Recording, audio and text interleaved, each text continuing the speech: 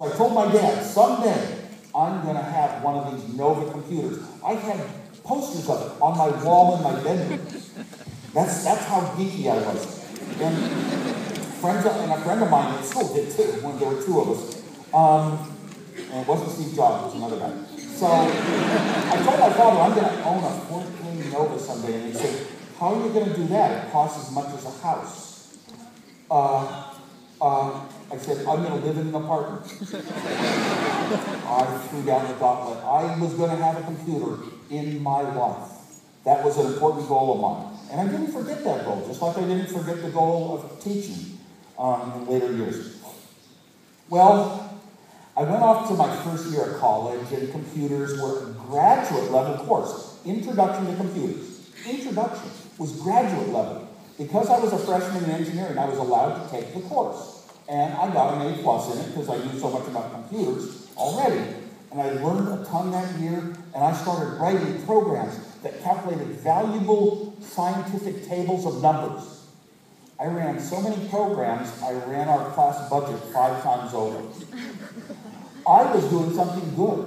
I was learning how to write programs on a computer, how to solve things, how to get tables of useful numbers, but it was treated like, oh my gosh, there was a side of things. I had done something out of the ordinary, so it was bad in a way.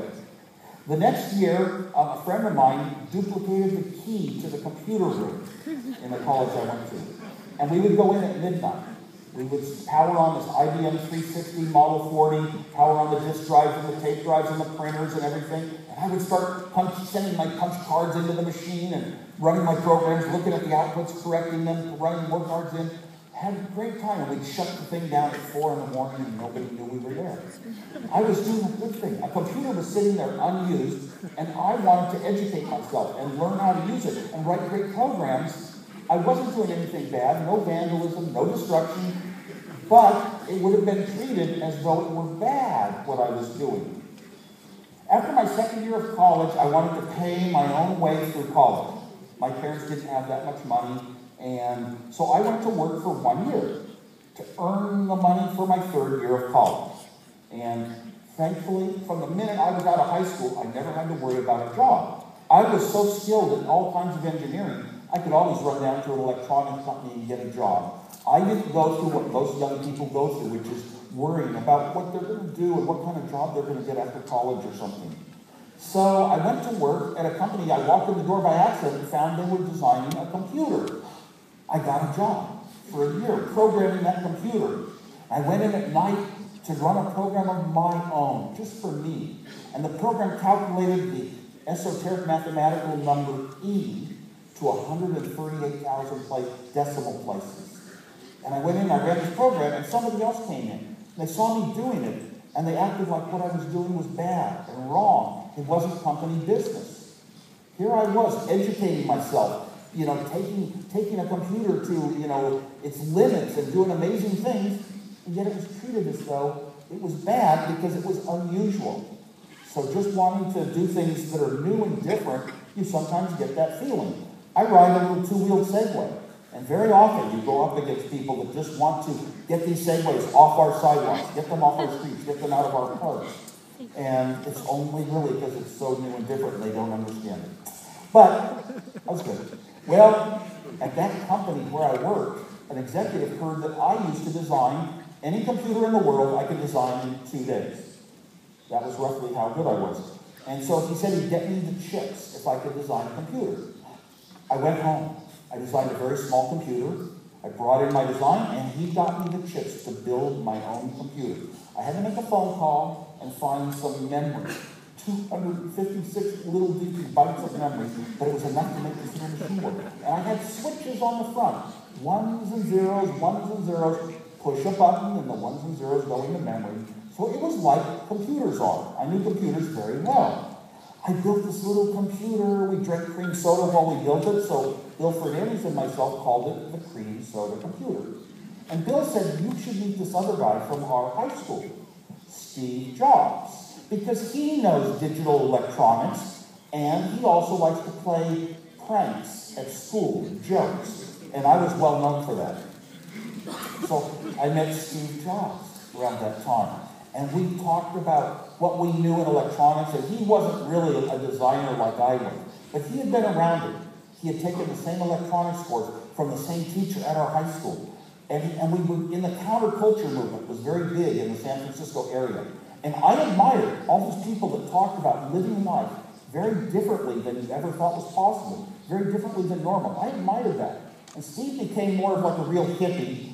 My feet were solidly on the ground because I was so smart I would always be able to get a job and have a family and be normal. So I didn't really go off and do a lot of the hippie things, but Steve was younger.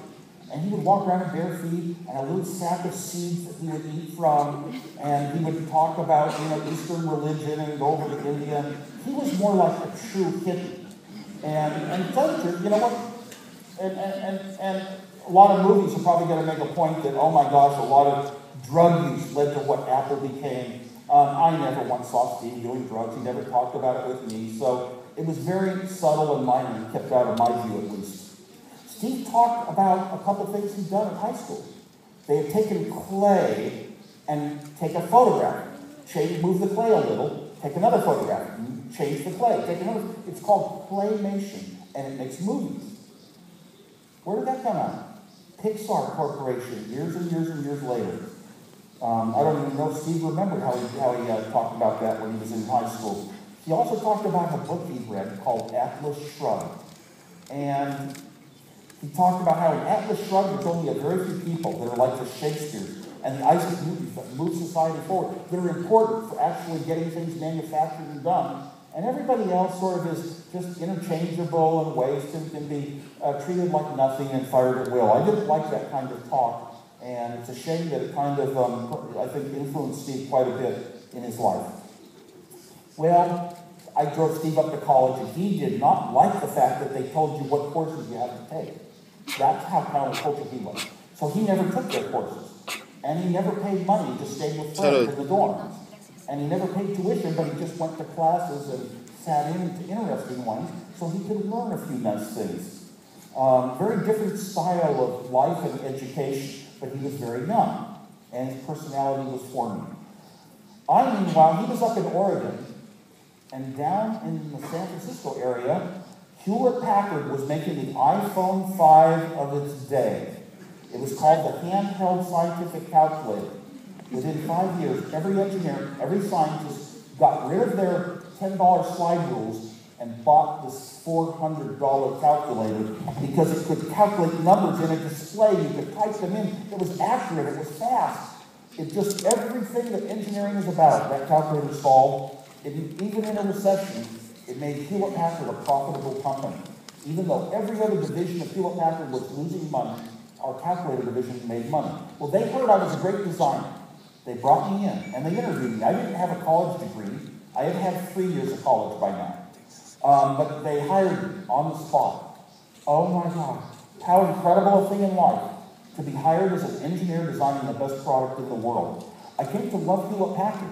Hewlett-Packard was full of engineers. It was driven by engineers because back then, Hewlett-Packard was building the tools that engineers use.